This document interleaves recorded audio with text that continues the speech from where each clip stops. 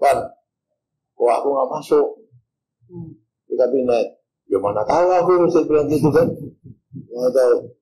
Oh tanyalah sama Presiden Jokowi, dia bilang. Wah, bagaimana caranya aku menanya itu? Ya. Dalam kapasitas apa aku menanya itu? Ya udahlah, tanyalah.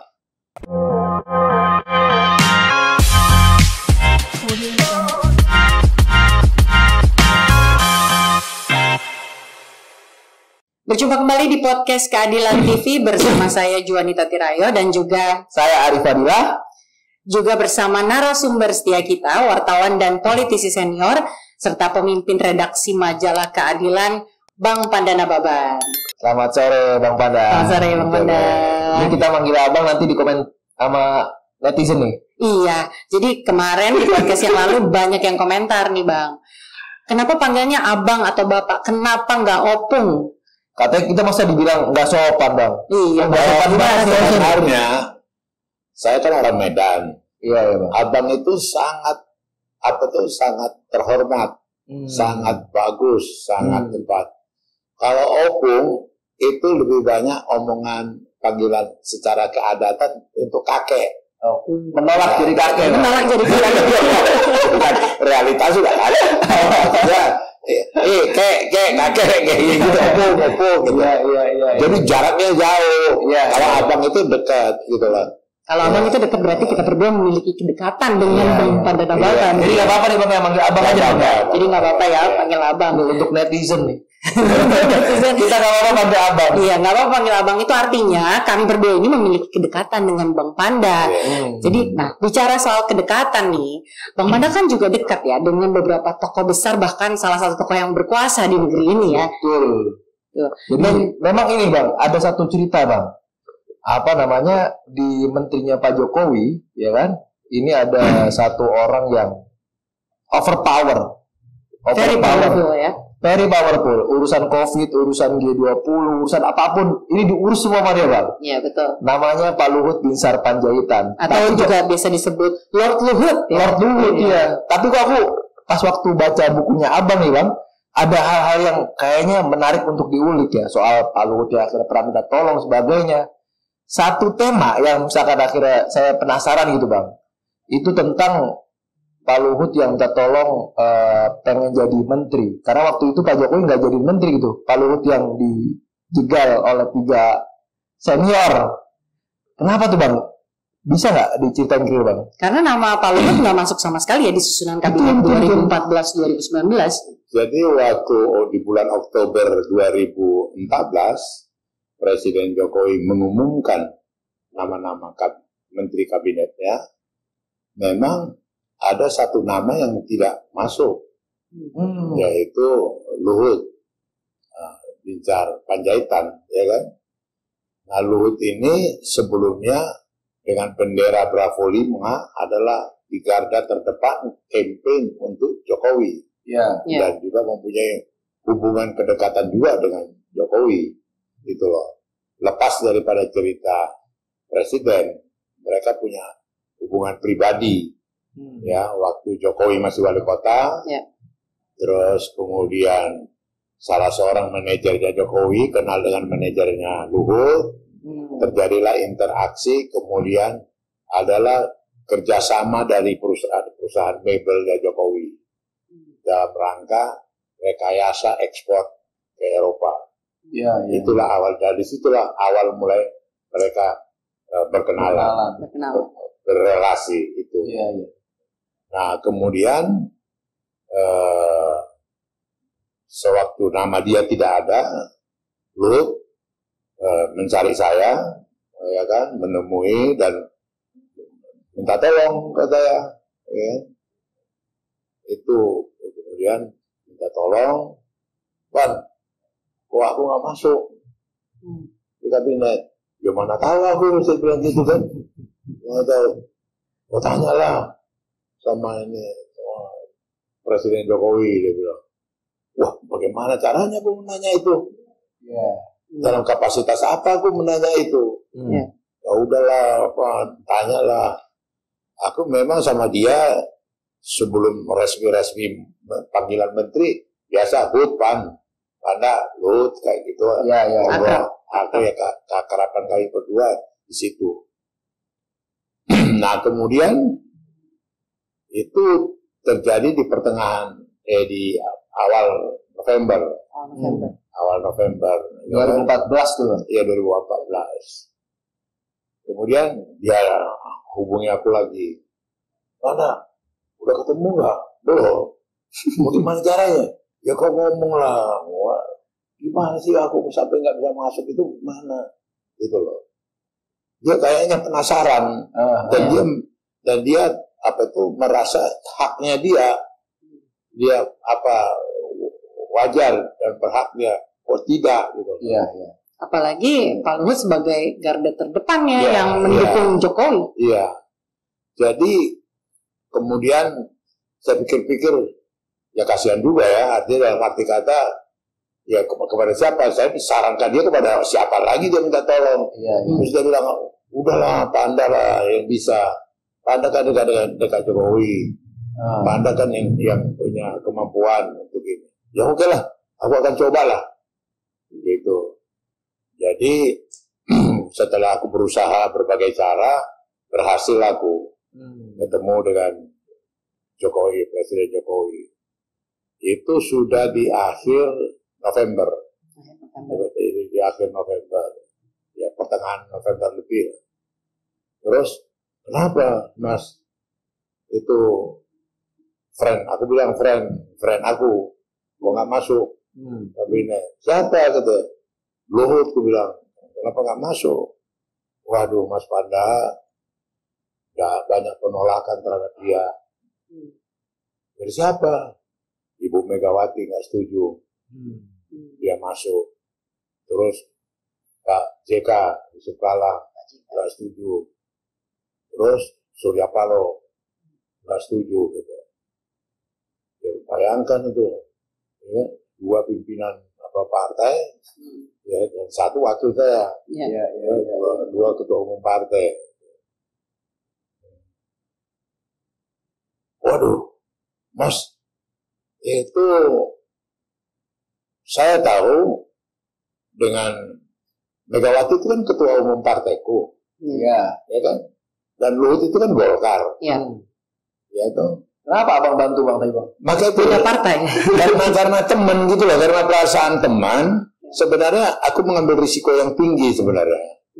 Dalam arti kata mencoba membela dia supaya dia masuk dengan mengabaikan perbedaan partai tadi. Mega gitu loh. Cuma aku datang dengan satu alasan yang elegan, dan kepada Mbak Mega juga saya tidak merasa ada guilty feeling, merasa salah. Karena saya katakan begini kepada Presiden, Mbak Mega itu pernah jadi Presiden dan sadar betul dia punya hak prerogatif yang tidak boleh disentuh oleh siapapun, diintervensi oleh siapapun, gitu loh. Dan dia menyadari itu dan dalam rangka berkomunikasi dengan Mas sebagai Presiden. Jadi kalaupun Mbak Mega mengatakan itu dia tidak setuju Luhut masuk di kabinet, tetapi dia juga menyadari keterbatasan dirinya dengan hak prerogatif yang dimiliki oleh Presiden. Sekarang kembali kepada kalau Mas Jokowi memutuskan, dia juga bisa mengerti karena hak prerogatifnya. Kuliah dari sinar matanya sama mimik apanya agak masuk di akal juga gitu. Argo saya itu menolong dia lah, yang dia mungkin tidak mendapat pendapat seperti ini dari saya, gitu, dari orang lain. Saya nggak tahu dia diskusi dengan Pratikno, ada diskusi dengan siapa gitu ya. Tapi jauh sebelum itu Bapak udah mengkalkulasi nggak sih Pak? Pertama nih, Bapak merupakan pendiri partai. Iya kan, berbarengan dengan Mbak Mega dong, tentunya kan. Jauh sebelum ini, waktu dia terus terang aja di kabinet Gus Dur dan kemudian berinteraksi dengan dia dan kemudian pernah itu Mbak Mega itu memanggil saya sama Trimedia. menanyakan ke kami dua, kalian dua ini kenapa dekat ke Luhut nih? Ya, Jadi, kok suka bantu-bantu Luhut, kata Pak Mega gitu loh. Tahu, aku ikut-ikut aja, aku bilang ikut dari media. Kita kan Panjaitan, satu harga. Satu harga. Padahal sebenarnya karena teman, karena pertemanan aja. Nah kemudian dengan itu satu argo yang dengan Pak Mega tidak setuju. Nah kemudian dengan Yusuf Kala. Yusuf Kala itu adalah tokoh Golkar, pendiri Golkar, biangnya Golkar, apanya Golkar, tetapi dia keluar dari Golkar karena Golkar tidak mendukung Jokowi JK, ya kan? Nah kemudian dia merasa risih, kok ada ini yang secara organik masih wakil ketua Dewan Pembina di Golkar, namanya Luhut. Itu maka dalam bukuku itu waktu itu JK mengatakan alasan dia kepada presiden bahwa dia membawa gerbong Golkar, padahal Golkar tidak mendukung. Tapi sebenarnya hubungan mereka berdua sudah lama, tidak akur lah, ya kan? Sudah lama ada konflik. Ya itu dipakailah itu jadi alasan. Nah terus aku bilang ke presiden, Mas, internal mereka kenapa jadi imbasnya ke Pak Jokowi? Urusan mereka lah itu, mau konflik, mau tafsir, mau apa urusan mereka gitu. Harus dipisahkan. Iya, tapi nggak sampai ini, masuk di akal dia lagi, gitu loh, masuk di akal dia. Nah kemudian saya pikir tidaklah elok karena konflik internal mereka, apapun ceritanya, Pak JK juga Golkar, itu apapun ceritanya, gitu loh. Jadi kalau di dunia apa ini permainan, aku bilang ini apa nih, tinggal bagi-bagi kerja aja ini. Gak ada yang prinsip dengan gitu, tinggal bagi kerja. Namun ini Surya Paloh, ini Mas barangkali tidak mengetahui satu informasi yang sangat otentik, apa yang terjadi antara mereka berdua. Yang cerita ke saya Surya Paloh, yang cerita ke saya Luhut. Jadi dapat cerita dari kedua belah pihak. Kalau Surya Paloh waktu itu mengatakan ke saya, waduh Pan, nggak usah tanya-tanya, itulah malu aku. Aku malu lah, pengalaman itu malu lah, cerita itu. Apa itu? Mereka berdua bertengkar di Hotel Borobudur. Dan ada Tommy Winata mencoba sebenarnya mendamaikan mereka berdua. Mereka bertengkar karena Luhut meminta Surya Paloh jangan campuri lagi Golkar. Kau sudah Nasdem. Ya, karena dulunya Pak Surya Paloh jangan cawe-cawe lagi. Oh tidak, aku hubungan historis. Aku dibesarkan di Golkar, temanku, relasiku itu saya enggak, masa menutup diri pada teman-temanku yang di Golkar. Tidak, kata Luhut. Luhut emosi. Tidak bisa, jangan campuri. Saya enggak suka kau campuri. Gitu. Nah Mas, sebelah sama Jokowi, orang ini dua konflik. Masa kerana imbasnya gitu loh, logik itu mereka itu. Dan waktu itu terus terang aja terkagum-kagum, ternganga-nganga, Jokowi tidak tahu peristiwa itu.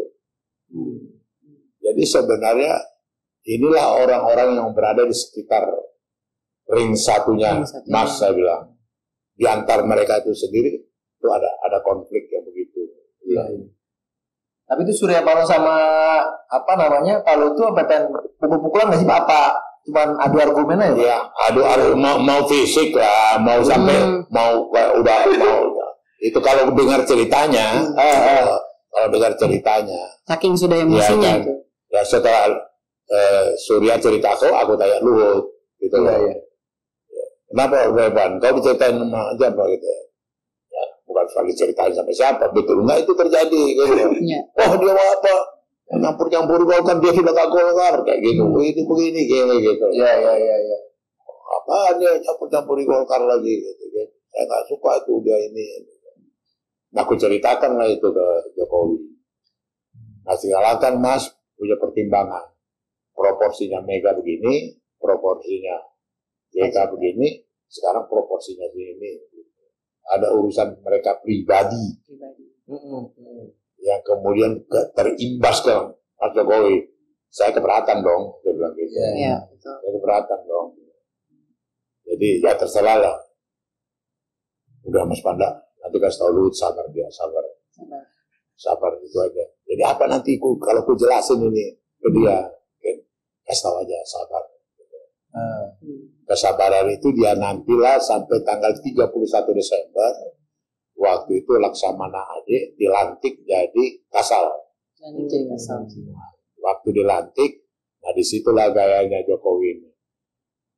Begitu selesai dilantik siapa? Kasal, dia colek JK ke kamar kerjanya. Biasanya habis dilantik, kemudian istri di sampingnya dipanggil, kemudian salam-salaman. Semua hadirin. Ini tidak. Ada jeda. Jadi di hold, dia berdiri sendiri di situ. Kemudian mereka dua pergi. Kemudian Jokowi JK cerita ke saya, dia tidak tahu diapain dia diajak ke kamar presiden. Saya tahu maksud dan tujuannya. Saya tahu, dia cerita ke saya. Saya nggak tahu apa.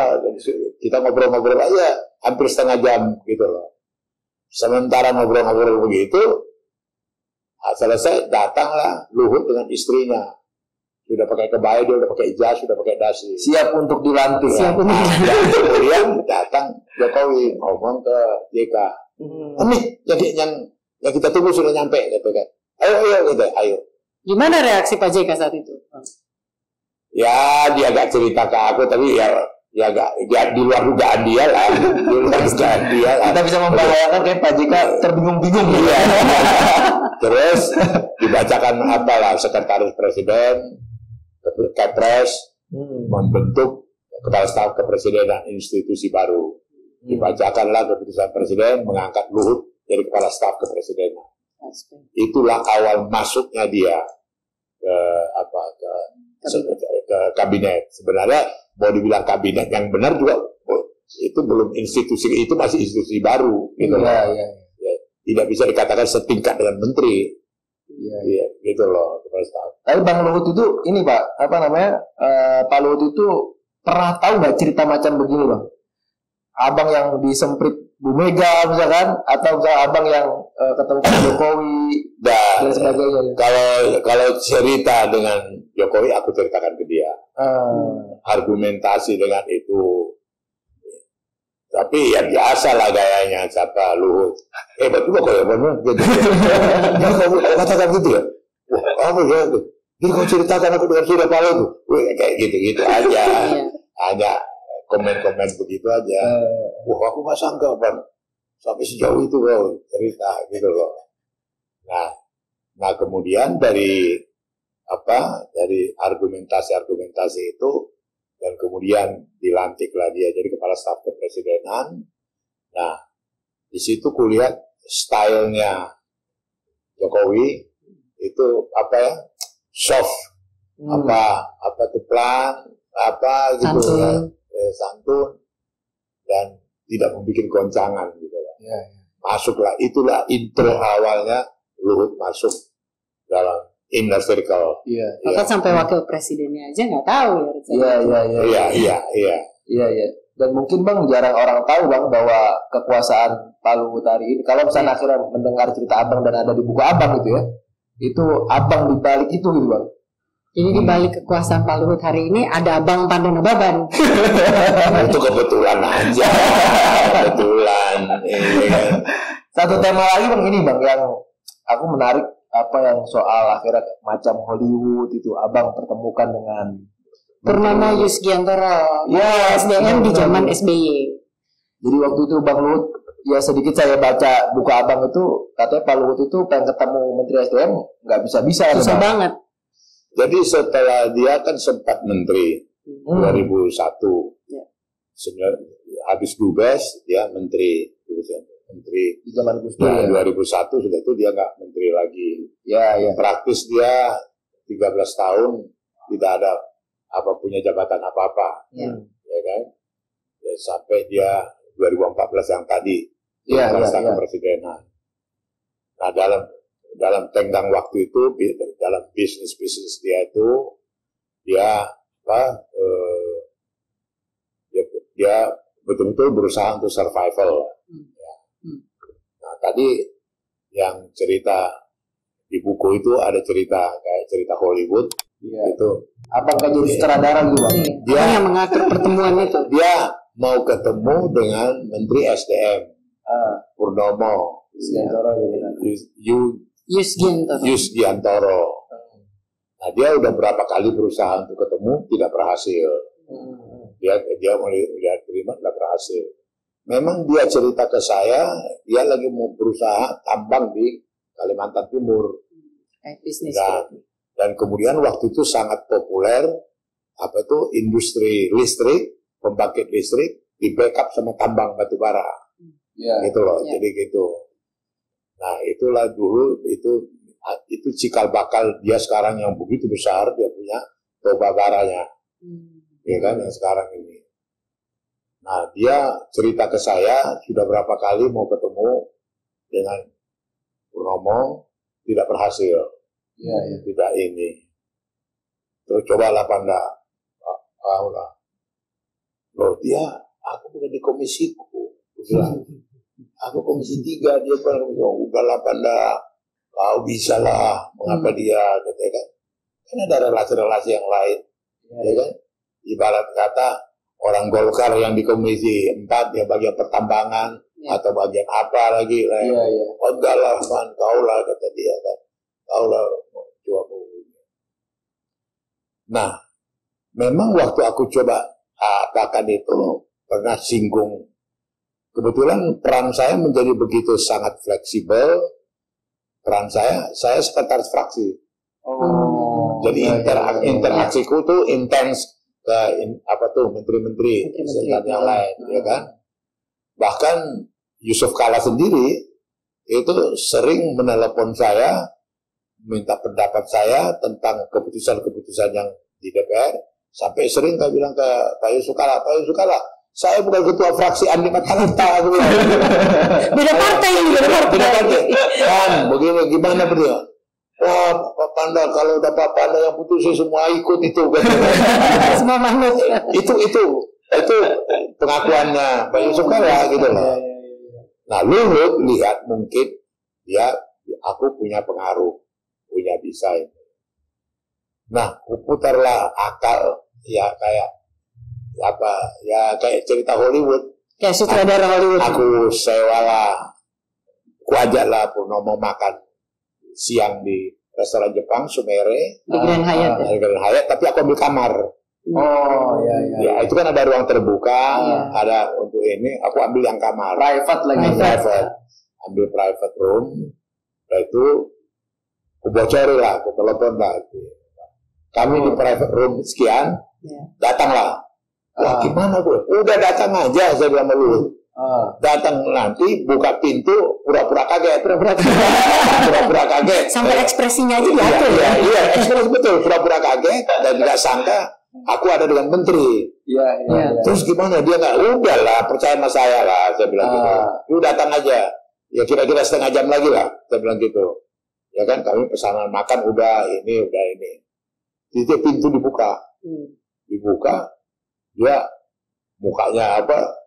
Kaget.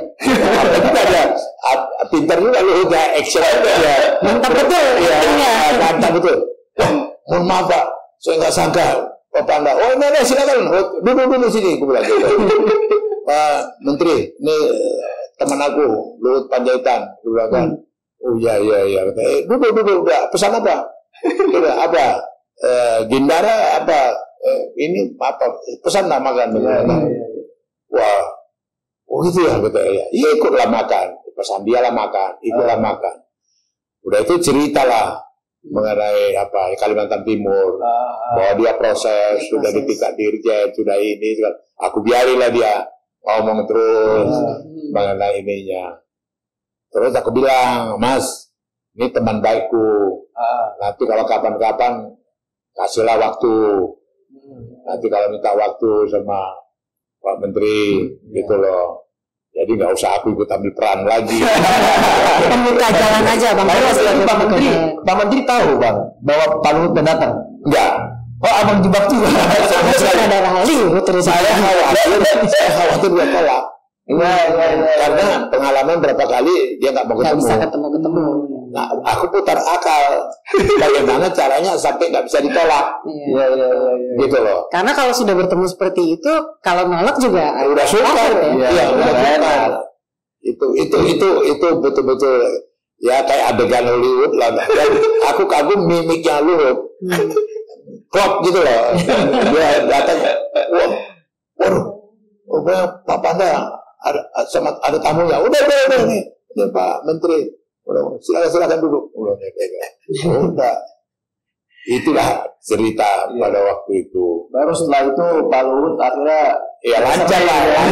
Bisnisnya lancar. Bisnis. Abang dikabarin nggak? Apa ya? Abang dikabarin nggak? Iya. Pangan, saya udah lancarin pangan gitu kan. Ya, paling dia suka ngajak makan di kantornya. Makan siang kita ya. Datang ke besok ya, itu aja. Gak ada transaksi lain, gak ada. Cuma happy senang-senang ngobrol aja gitu loh. Sebelum mempertemukan dengan Menteri ESDM juga Bang Panda pernah bantu Pak Luhut untuk ketemu dengan Direktur Utama Bank Mandiri ya? Iya. Panelu. Ya. Gimana tuh? Nah, itu juga nasibnya sama. Dalam arti kata udah berusaha mau ketemu di Rut Mandiri, tidak gol-gol, tidak ini. Ya mungkin ya dia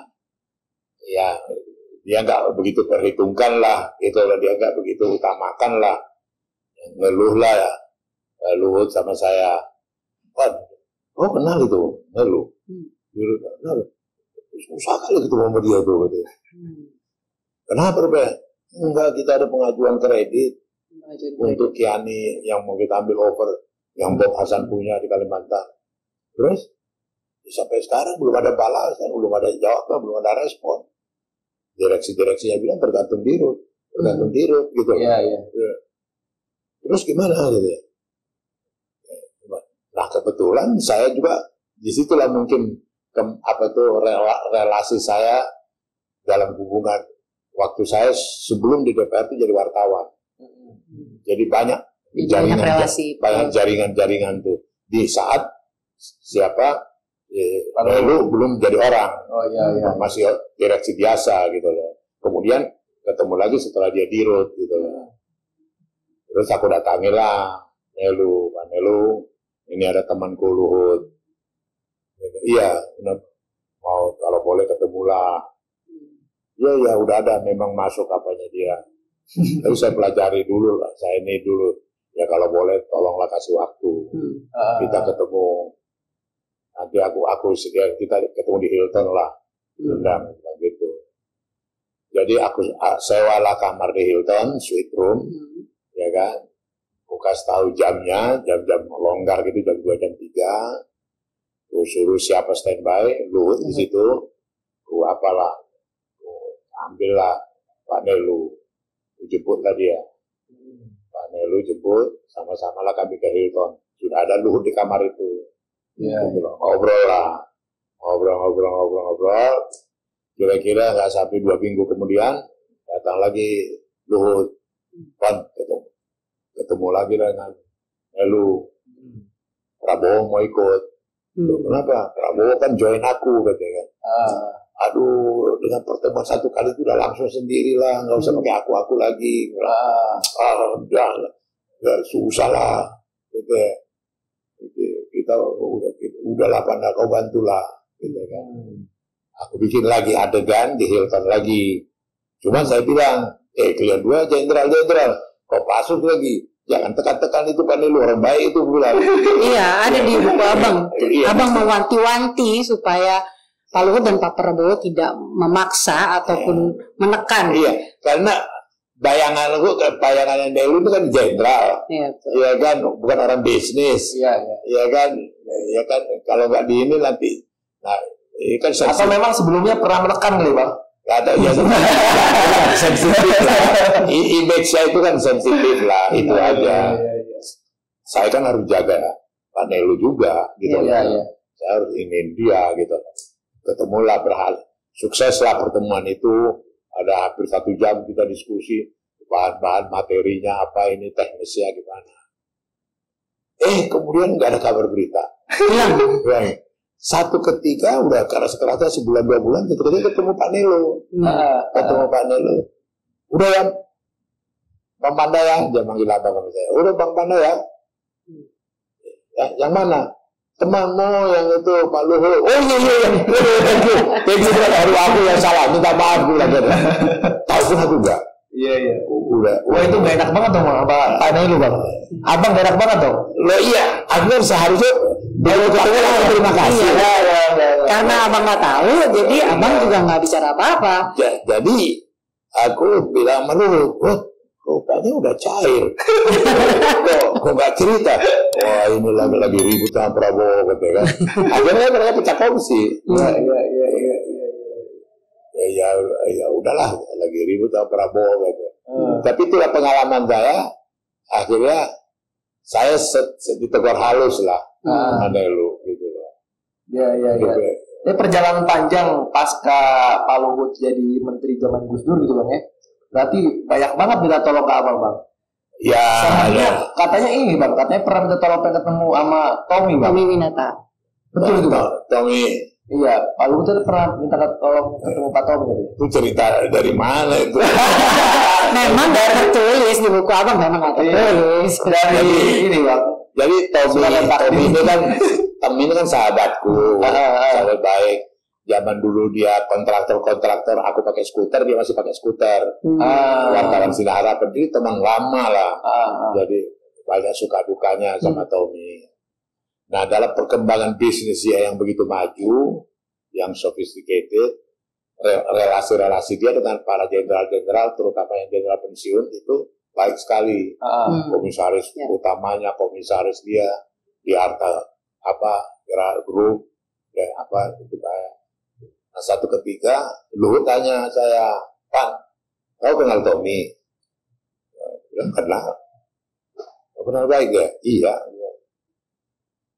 Aku belum kenal dia gitu.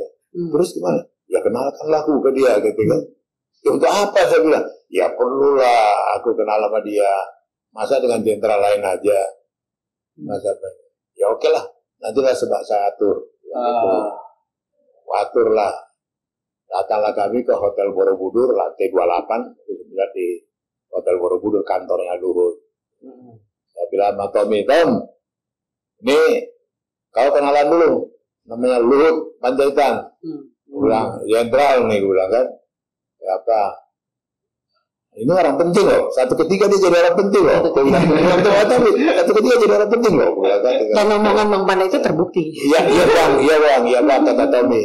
Iya bang, kata Tommy. Kenalan dulu, gue bilang. Ngobrol lah situ. Berapa tahun kemudian di Tamrin, di kantornya Luhut, aku datang, ada Tommy. Ada Tommy Winata di ruang tunggu. Secara berulang benar kata bang lagi ya bang katakan sekarang kita dua mesti nunggu ini kan.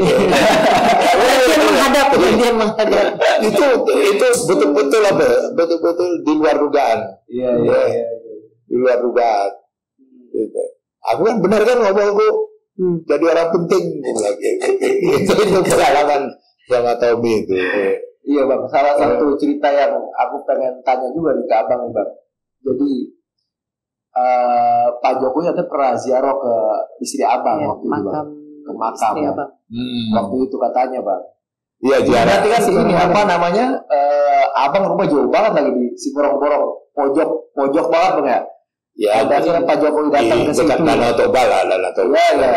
Iya, hal yang istimewa begini pernah nggak sih bang? Akhirnya misalkan ada apa namanya orang menanggapi enak banget ya Pak atau apa gitu kan? Orang sekeliling Pak Jokowi gitu. Ya karena waktu itu yang datang itu mula-mula hanya berdua. Jadi pas sudah mau sembahyang, lari-lari dari belakang, muncullah yang namanya Luhut, Basuki. Ya, terus siapa Menteri Pariwisata, ya mereka lagi kunjungan kerja Danau Toba kan. Iya. Jadi, tapi kalau awalnya memang hanya berdua, Pak Jokowi sama Ibu Irani ziarahnya itu. Iya. Jadi begitu udah meninjau, lihat kan ini rumah doa muncul ini gitu loh. Nah, Bahkan waktu itu karena sangat terbatas, itu sekarang kabar eskrim Komjen Pol Bagus itu waktu itu Kapolda di Sumatera Utara. Oh. Dia bilang, waduh bang, aku sampai di gerbang aja nggak boleh masuk, aku sama pas pampres. Oh yang benar gue bilang, iya. Waduh, jadi saya nggak ikut ziarah katanya kan. Ditahan kami. Kapolda, Pangdam semua ditahan. Nggak boleh karena dibatasi. Iya. Itu dan aku terus terang waktu 2018 istri saya meninggal. Waktu itu pas pampres sudah bersihkan semua tempat tinggal saya karena presiden mau datang. Jokowi mau datang ziarah, melayat. Gak taunya menjelang maghrib dia telepon. Panda ikut duka cita, saya harus ke Jogja tiba-tiba. Mohon maaf, saya tidak bisa. Aduh, terima kasih banyak. Tugas negara lebih penting, Mas. Tugas negara. Terus ditanya, nanti pemakamannya kapan? Nanti hari Minggu di Seborong-Borong, saya bilang. Nanti di Seborong-Borong pemakamannya. Kami hari Sabtu berangkat. Besok berangkat. Terima kasih. Jadi dia udah tahu di Siborong-Borong. Itu kan airport Silangit itu kan di kota Siborong-Borong. Jadi begitu dia tiba, dia ingat memori itu. Dia sempatkanlah datang gitu untuk berziarah. Istimewa banget bang. Istimewa banget bang. Enggak juga lah. Enggak. Kalau saya melihat ketulusan dia, keapaan dia, dan pernah waktu itu terus saya pernah nakal juga sama presiden waktu di Istana Merdeka kan itu kan digeledah nggak boleh bawa kamera nggak boleh bawa kamera nggak ada foto. Di Bogor juga begitu. Jadi begitu aku datang waduh Mas, mohon maaf, saya ada masalah sama istriku. Waduh, bayangkan di Istana Merdeka, di ruangan presiden, gua bicara yang sangat private. Kaget mukanya. Masalah apa? Istriku sekarang nggak percaya lagi ke saya. Soal apa? Aku ke Bogor, pulang malam dari Bogor, ketemu presiden. Aku dibilang ngarang-ngarang. Kita ketemu, aku cerita, dibilang ngarang-ngarang. Gak ada buktinya dari ini. Alah, tak ada. Kau siapa? Pejabat apa kau ketemu presiden? Alasan lah. Kalau kau mau ini. Terus gimana? Kalau boleh kita dipoto dulu. Diambil lagi kan. Dipoto lah kami. Aku rasa 12 kali itu. Sampai ditegur, sampai dipelototi saya berhenti. Ya nggak ada buktinya Mas. Harus kirim bukti ini Mas. Ini mesti ada foto. Dipanggil juga. Ambil foto, dipoto lah. Gitu. Itu bikin aku. Jadi waktu dia ziarah, aduh, dosaku sama Jokowi ini. Aku pakai bini gue jadi alasan. Padahal mau ada ini. Kan biasa dah ada foto dengan presiden gaya lah. Ya kan? Ini nggak ada foto. Dengan presiden. Cerita ketemu presiden gitu, nggak ada buktinya gitu kan. Gue memang terkesima. Terkesima dia. Dan aku memang muka drama. Memang sutradara Hollywood sesungguhnya. Aku drama bilang. Saya punya masalah pribadi. Soal apa? Istri aku. Oh, begitu dengar istri kan gawat. Mau mengancam perceraian apa gitu. Tapi aku merasa salah, dosa lah. Ada tanggapan nggak sih Bang, dari orang sekeliling Pak Jokowi tentang kedekatan abang ya? Apalagi bisa datang ke. Nah, kalau kampung itu terus terangnya kan, kalau ke Tapanuli kan Luhut kan biasa mendampingi. Dia kan biasa mendampingi. memang dia komentar ke saya. Gimana tuh Bang? Hebat juga hebatnya gitu kan. Presiden datang ziarah ke ke rumah ke orang tuamu gitu kan. Ini kampung dia tuh namanya Lagu Boti dekat Kalige. Ini presiden udah 2 kali datang ke Lagu Boti, ya, belum pernah ziarah ke tempat orang tua saya gitu. Karena di dekat kuburan istri saya itu juga kuburan orang tua saya. Nggak pernah ziarah. Ya beda lah, saya bilang. Beda apa? You kan pembantunya, aku kan temannya. Hebat kali kau, sombong kali kau. Sombong kali kau. Ya, loh, kalau mau dibandingkan, ya kan, Luhut itu pembantu presiden. Tanda Nababan teman presiden. Ya agak beda-beda lah. Begitu kayak udah ya kau ini. Rupanya dia ceritakan juga dialog kami kepada teman-temannya, teman dekatnya, yang juga temanku. Nah temanku itu ngomong, "Bang, kau ngomong ke Pak Luhut, ini ya beda sama dia. Kau temannya Pak, iya. Kenapa diceritain ke kau? Iya. Itu udah agak kali, sombong kali kan? Enggak lah. Masa itu sombong? Itu kan true. Itu kan true story. Karena abang juga banyak membantu Pak Luhut. Gak lepas daripada cerita itu bahwa jangan dibandingkan. Oh jadi bandingke. Lagunya itu gimana? Lagu itu yang muncul. Waktu itu enak itu background lagunya. Abang kan banyak memfasilitasi Pak Luhut nih dengan Pak Jokowi. Nah setelah yang 2014 itu Bang, pernah nggak sih Abang, Pak Luhut dan Pak Jokowi ketemu bertiga Bang? Atau Pak Luhut misalkan ngajak, Pak udah sekarang kita ngopi ke Pak Luhut yuk, ke Pak Jokowi misalkan, pernah nggak Pak? Oh, nggak pernah. Nggak pernah Bang? Nggak pernah, sama sekali nggak pernah.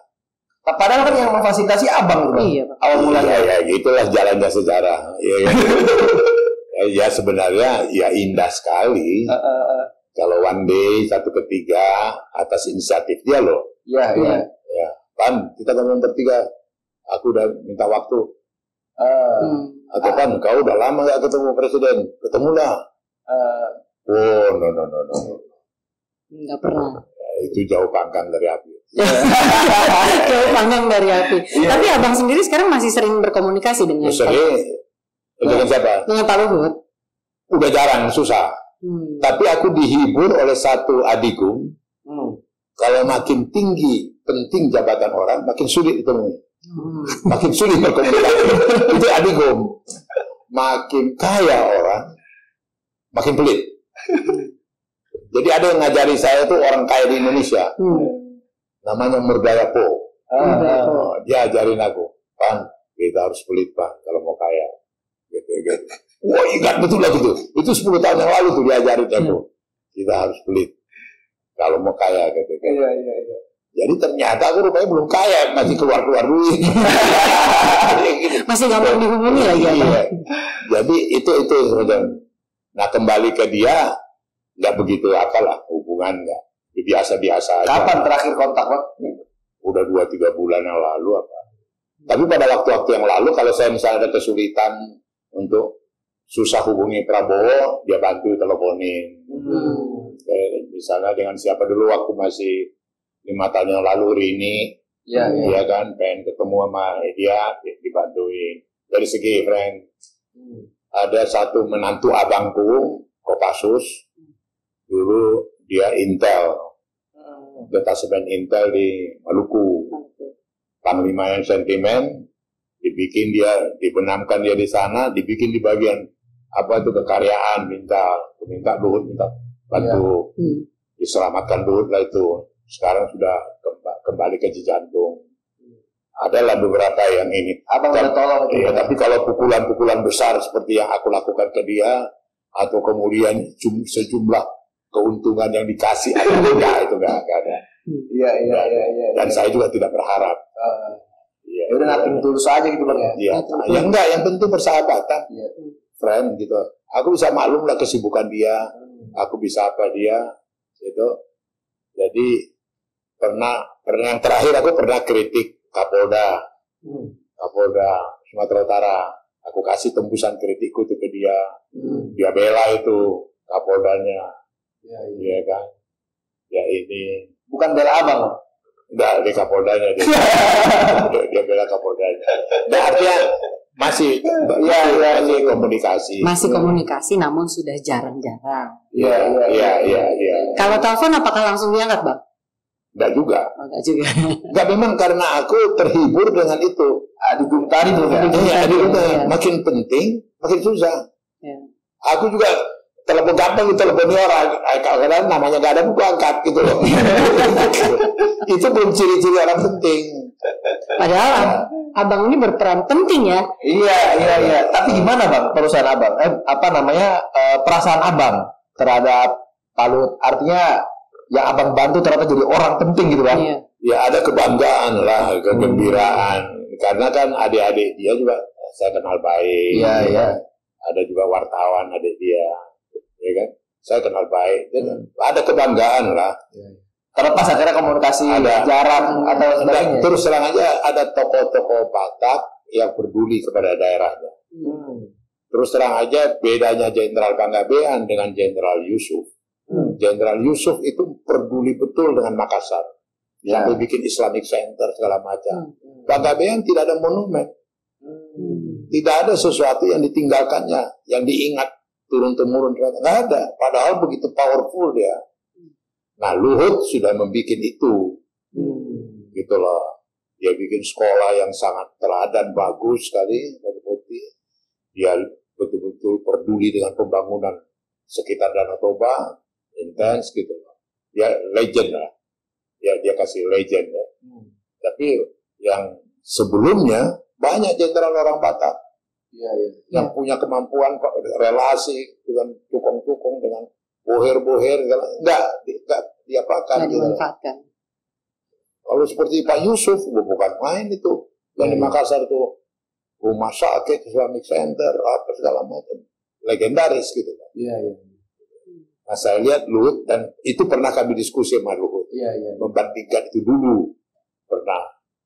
Terakhir bang, jadi abang dari tadi ngomong soal friend, bahkan abang sampai dipanggil Bu Mega ya kan, sampai abang effort banget untuk menemui Pak Jokowi untuk akhirnya Pak Luhut jadi KSP sebagainya. Apa bang? Bagi abang friend itu apa bang? Sahabat itu apa bang? Apa persahabatan itu ya, ada satu kebanggaan yang mahal dan dalam kalau lihat sahabat kita itu sukses. Jangankan saudara, friend, sahabat kita sukses gitu. Jadi apa ya, gembira gitu loh. Wah, boleh juga, jadi juga dia. Nggak rugi kita bantu gitu loh. Iya, ada pride, ada ini. Iya. Artinya ada satu kebanggaan tersendiri kalau aku ngomong sama anakku, papa dulu yang bantu. ada gitu. Papa dulu ada hebat ini saya. Papa dulu yang bantu. Dia minta tolong sama papa. Papa bantu. Papa bantu. Itu mahal, dahsyat itu. Ini pertanyaan selanjutnya bang. Andai Pak Luhut waktu itu nggak ketemu abang, nggak minta tolong ke abang, jadi apa bang? Jadi apa? Menurut abang deh. Wallahualam.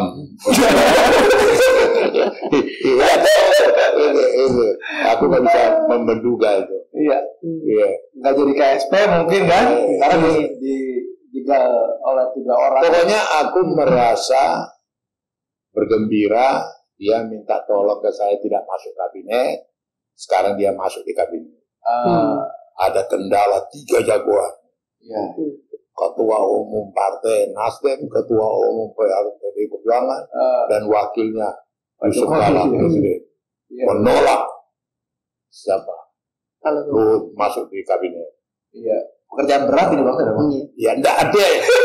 Itu pekerjaan terhormat. Berat buat Bang Panda nggak berat. Nah kebetulan saya punya memori terhadap yang 3 itu. Saya punya memori dengan Mega, punya memori dengan JK cukup lama, punya memori dengan Surya dari mulai zaman 0, gitu loh. Pas 3 orang ini punya memori ke saya, gitu loh. Yang saya bisa buka dan paparkan sama Jokowi, sehingga dia punya gambaran. Nih Mega ini begini, Ini JK ini begini, Surya Paloh ini begini. Plong. Gitu loh. Dia pun nggak ada beban, terus terang aja. Nggak terbeban dia dapat feature, dapat visi, dapat satu referensi, gitu loh. Ya juga ya, benar juga ya. Gitu. Oh, mereka juga tahu dong saya punya prerogatif. Ya, justru karena urusan Golkar internal mereka, kenapa mesti campur-campur aku? Gitu. Ya, ini pribadi sampai bobok lain nanti. Enggak, wah cantik dia, nggak ada apa sama, nggak ada beban. Aku berhasil membuat dia tidak ada beban. Gitu loh. Jadi kalaupun sekarang melejit dia dipercayai dia apa itu, wah kegembiraan saya bukan bangga banget. Iya dong. Iya dong. Bisa dikasih kepercayaan, bisa dikasih ini kan. Itu friend gue gitu loh. Dan aku pernah mengambil peran, iya kan, dalam debut pertama friend gue nih. Itu aja. Itu indah. Gak bisa dinilai dengan duit. Gak bisa dinilai. Satu kalimat Bang untuk Pak Luhut. Apanya? Satu kalimat untuk Pak Luhut atau pesan deh untuk Pak Luhut. Ya doaku, ya kan, supaya dia sehat, sukses, ya kan, betul-betul untuk Republik, ya. Dan aku yang menarik terus terang, dan berapa kali dia ngomong ke saya itu moga-moga itu betul. Panda, jangan kau pikir dengan aku jadi menteri ini aku tambah kekayaanku, ya kan, aku ambil keuntungan. Moga-moga doaku itu. Gitu. Itu ada 2-3 kali ngomong ke saya. Iya. Jangan kau pikir apanya gitu ya. Jangan kau ini ya gitu kan. Ya aku bilang alhamdulillah. Ini kalau soal kredibilitas kan. Dan ini soal karakter. Gitu. Ya kan. Ya dong, ada kebanggaan tersendiri. Itu ceritanya. Iya Bang. Jadi kalau misalnya boleh disimpulkan nih Kak. Kalau yang tadi di awal kita intronya kan bahwa Pak Luhut itu merupakan Lord ya. Lord of the Lord. Bang Pandan. Lord yang membuat Lord. Ada. Itu aku protes. Ada. Itu kalau orang Belanda bilang toevallig. Apa itu? Kebetulan. Tapi nggak ada yang kebetulan. Kebetulan dalam perjalanan sejarah itu, ya kebetulan gitu. Jadi itu faktor kebetulan. Iya. Bukan rekayasa gitu loh. Jadi persahabatan di atas segalanya ya. Persahabatan di atas segalanya. Betul. Jadi 2 hal tadi yang harus bukan menghibur, itu adigum. Aku sekarang nggak begitu gampang lagi berkomunikasi dengan dia. Teleponku pun sudah jarang diangkatnya. Ya kan? Itu ciri-ciri orang penting. Ya kan? Atau dia menoleh, Panda lagi bikin majalah apa, perlu kita bantu dia, perlu kita apa modal itu tidak dilakukan. Itu ciri-ciri orang kaya. Jadi aku dapat jawaban. Jadi nggak ada alasan untuk ini. Kecewa, terlalu mewah itu, kecewa, kesel, sakit hati. Gue cari-cari di Senayan City nggak ada dijual. Iya benar. Jangan lapar. Pondok Indah Mall nggak ada. Gitu. Jual kecewa gitu nggak ada. Kalau ada mau dibeli. Bukan karena ya itu mahal. Kenapa aku bilang mahal? Itu luxury. Dia mematikan sukacita kita, mematikan kegembiraan kita, mematikan inovasi kita. Gitu loh. Itu kalau dipelihara, dipegang, itu mahal betul. Maka kalau orang bilang aku kecewa, aku sakit hati, cemburu, di mana dia cari? Aku cari di Pemerintah Mall nggak ada, di Senayan City nggak, di mana lah dia beli ini, gitu loh. Nggak ini. Menarik sekali ya. Menarik banget. Hari ini kita diskusi tentang siapa di balik kekuasaan Pak Luhut? Bang Panda. Enggak lah. Kebetulan. Jadi persahabatan itu di atas segalanya. Terus membantu teman itu harus dengan tulus. Siap. Tanpa motif apapun di belakang. Dan ingat konsekuensinya adalah ketika kita membuat orang itu jadi penting ya kita udah nggak dikabarin lagi. Ya baiklah, pemirsa Keadilan TV, Sampai di sini podcast kita kali ini. Jangan lupa saksikan podcast Keadilan TV lainnya. Jangan lupa apa? Like, share, komen, dan subscribe channel Keadilan TV. Ingat, keadilan bukan untuk dikatakan, namun untuk diperjuangkan. Salam Keadilan TV.